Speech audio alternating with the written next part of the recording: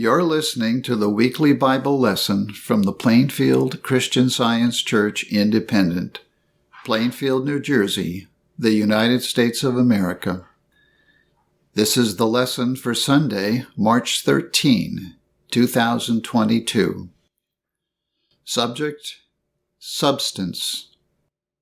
The golden text, Proverbs. Riches and honor are with me, yea, durable riches and righteousness. The responsive reading is from Psalms. Blessed art thou, O Lord. Teach me thy statutes. I will delight myself in thy statutes. I will not forget thy word. Deal bountifully with thy servant, that I may live and keep thy word. Open thou mine eyes, that I may behold wondrous things out of thy law. They shall be abundantly satisfied with the fatness of thy house, and thou shalt make them drink of the river of thy pleasures.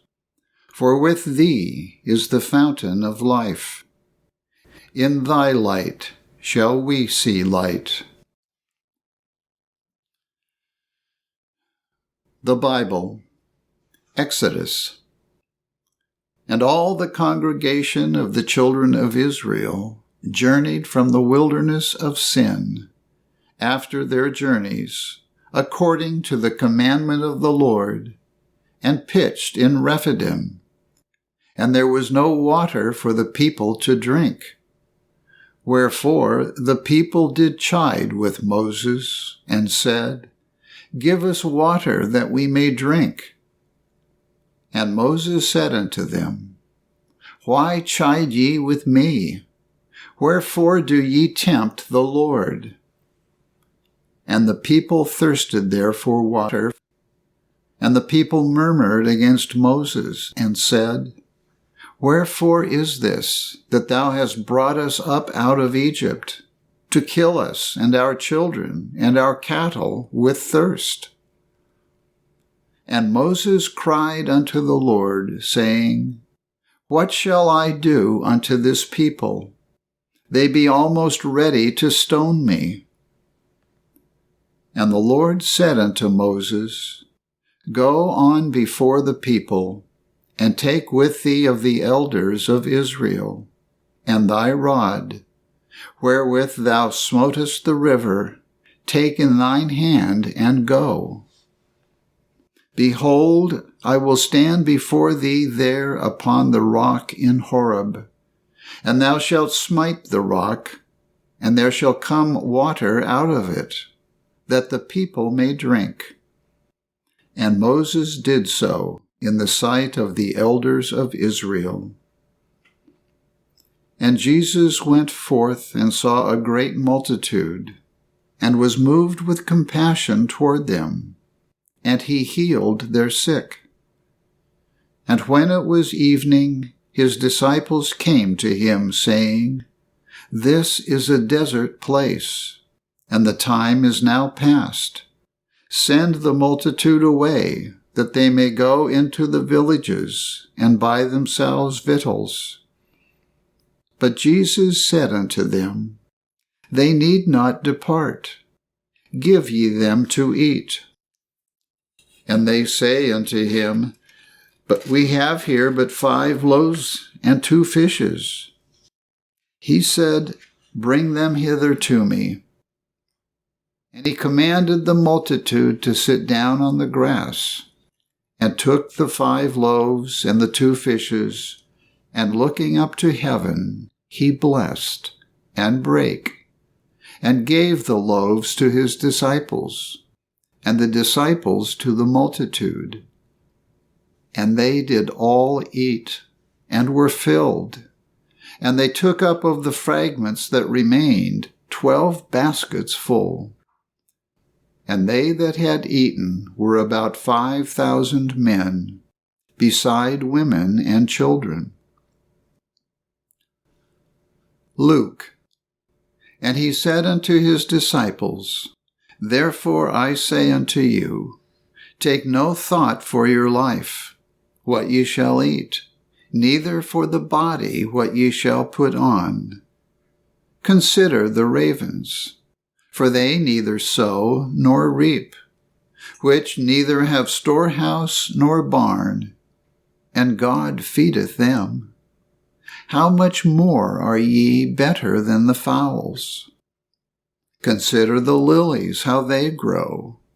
They toil not, they spin not. And yet I say unto you, that Solomon in all his glory was not arrayed like one of these.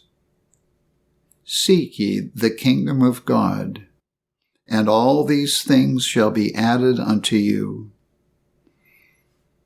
Matthew. And when they were come to Capernaum, they that received tribute money came to Peter and said, Doth not your master pay tribute? He saith, Yes. And when he was come into the house, Jesus prevented him, saying, What thinkest thou, Simon? Of whom do the kings of the earth take custom or tribute? Of their own children, or of strangers? Peter saith unto him, Of strangers. Jesus saith unto him, Then are the children free. Notwithstanding, lest we should offend them, go thou to the sea, and cast an hook, and take up the fish that first cometh up. And when thou hast opened his mouth, thou shalt find a piece of money. That take, and give unto them for me and thee. Mark. And Jesus sat over against the treasury, and beheld how the people cast money into the treasury. And many that were rich cast in much. And there came a certain poor widow, and she threw in 2 mites, which make a farthing. And he called unto him his disciples, and saith unto them, Verily I say unto you, that this poor widow hath cast more in, than all they which have cast into the treasury. For all they did cast in of their abundance, but she of her want did cast in all that she had, even all her living. 2 Corinthians. For ye know the grace of our Lord Jesus Christ, that, though he was rich, yet for your sakes he became poor, that ye through his poverty might be rich. For I mean not that other men be eased, and ye burdened, but by an equality, that now at this time your abundance may be a supply for their want, and their abundance also may be a supply for your want, that there may be equality. As it is written, He that hath gathered much had nothing over, and he that had gathered little had no lack. Psalms. The Lord is my shepherd, I shall not want. He maketh me to lie down in green pastures. He leadeth me beside the still waters. He restoreth my soul. He leadeth me in the paths of righteousness for his name's sake. Yea, though I walk through the valley of the shadow of death, I will fear no evil, for thou art with me. Thy rod and thy staff, they comfort me. Thou preparest a table before me in the presence of mine enemies. Thou anointest my head with oil. My cup runneth over. Surely goodness and mercy shall follow me all the days of my life, and I will dwell in the house of the Lord forever.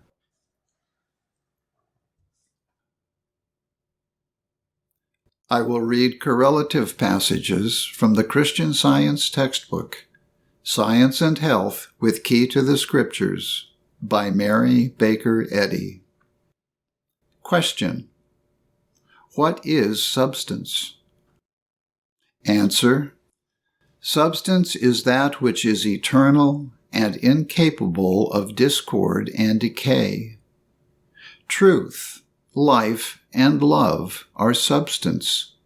As the Scriptures use this word in Hebrews, the substance of things hoped for, the evidence of things not seen. Spirit, the synonym of mind, soul, or God, is the only real substance.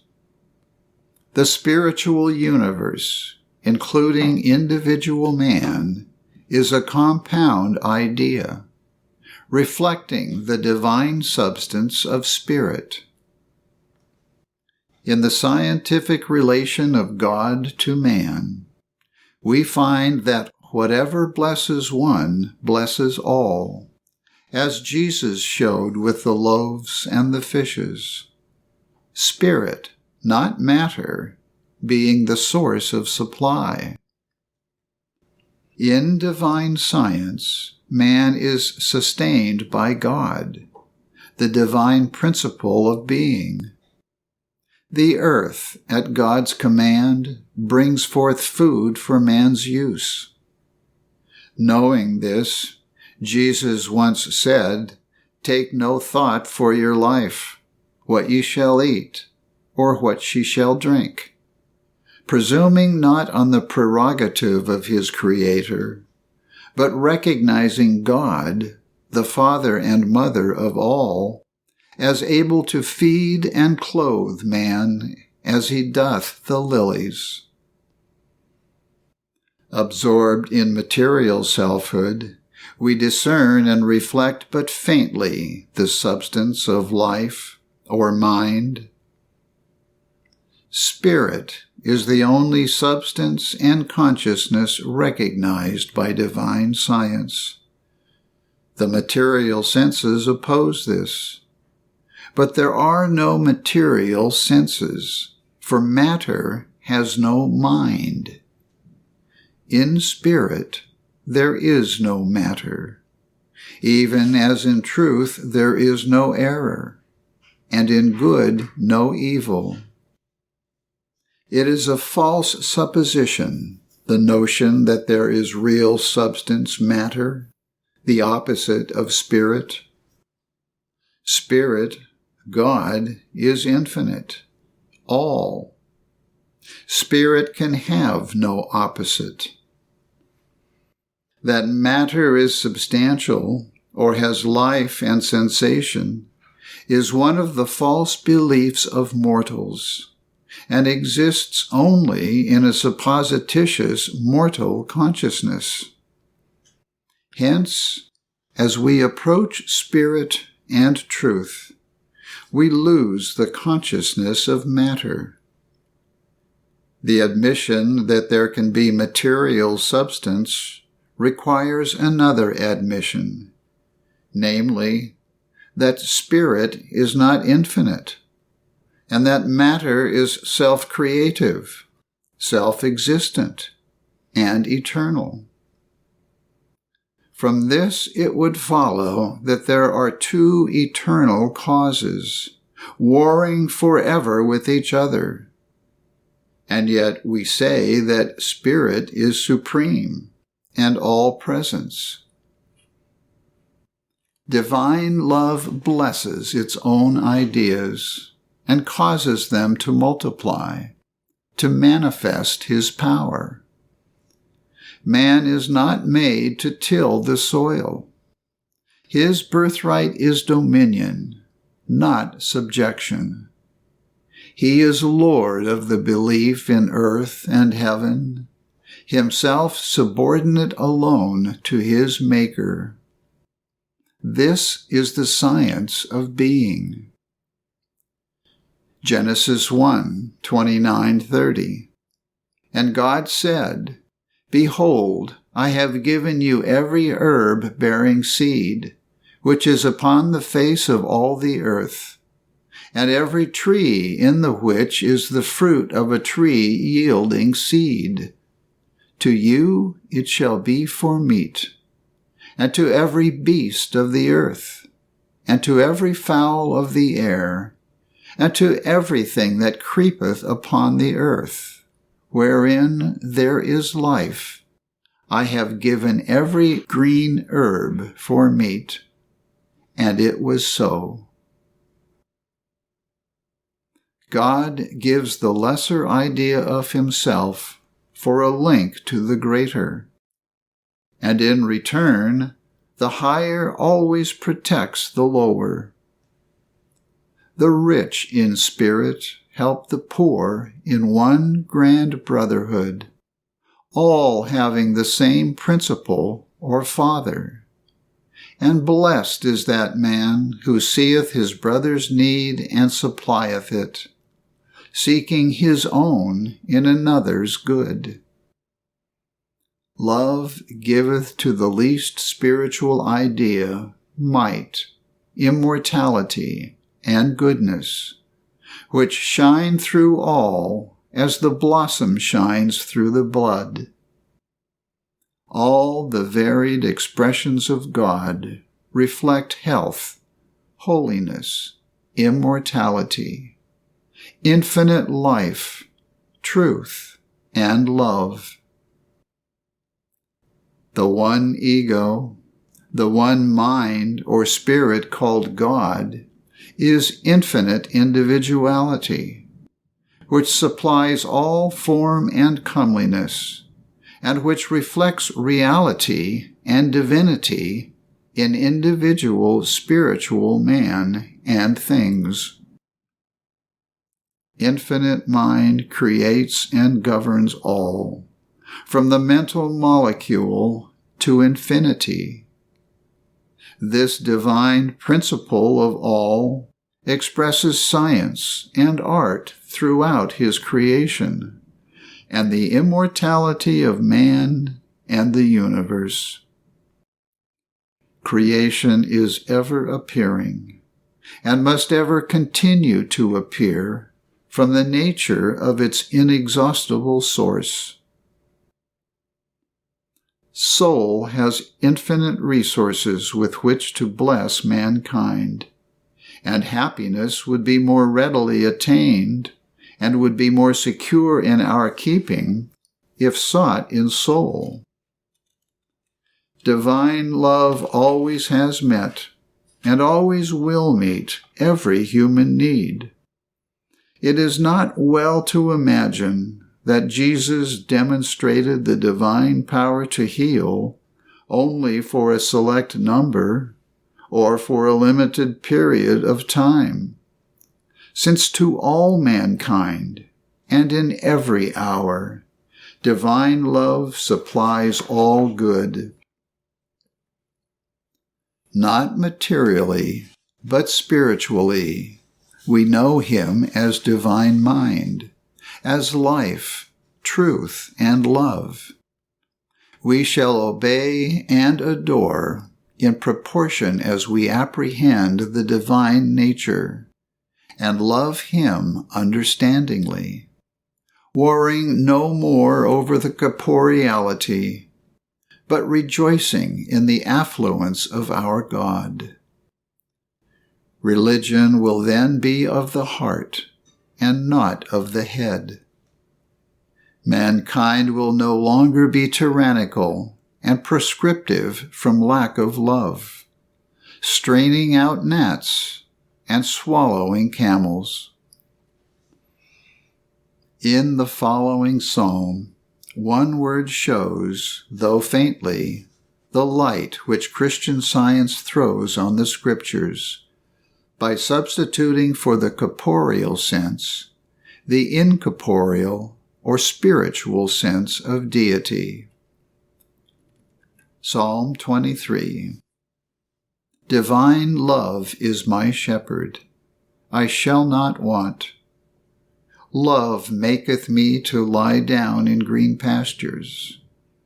Love leadeth me beside the still waters. Love restoreth my soul, spiritual sense. Love leadeth me in the paths of righteousness for his name's sake. Yea, though I walk through the valley of the shadow of death, I will fear no evil, for love is with me. Love's rod and love's staff, they comfort me. Love prepareth a table before me in the presence of mine enemies. Love anointeth my head with oil. My cup runneth over.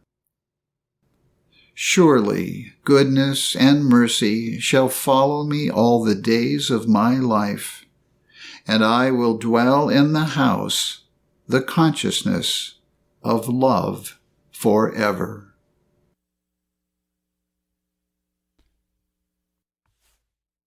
I will now read the 3 daily duties from the Church Manual by Mary Baker Eddy. Daily Prayer. It shall be the duty of every member of this church to pray each day, Thy kingdom come. Let the reign of divine truth, life, and love be established in me, and rule out of me all sin. And may thy word enrich the affections of all mankind and govern them. A rule for motives and acts. Neither animosity nor mere personal attachment should impel the motives or acts of the members of the Mother Church. In science, divine love alone governs man, and a Christian scientist reflects the sweet amenities of love in rebuking sin, in true brotherliness, charitableness, and forgiveness. The members of this church should daily watch and pray to be delivered from all evil, from prophesying, judging, condemning, counseling, influencing, or being influenced erroneously. Alertness to duty.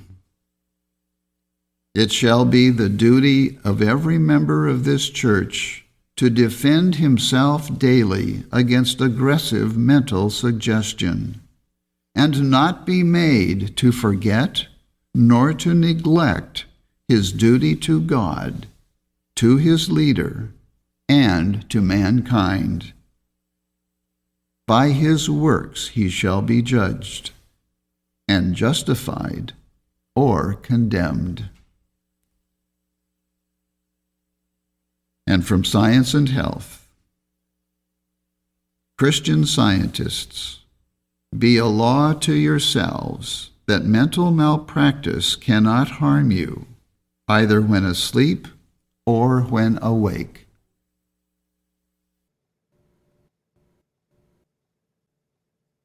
This lesson is provided by the Plainfield Christian Science Church Independent. It is comprised of citations from the King James Bible and from the Christian Science textbook, Science and Health with Key to the Scriptures, 1910 edition, by Mary Baker Eddy. For more information, please visit our website, plainfieldcs.com. Thank you for listening, and have a blessed day.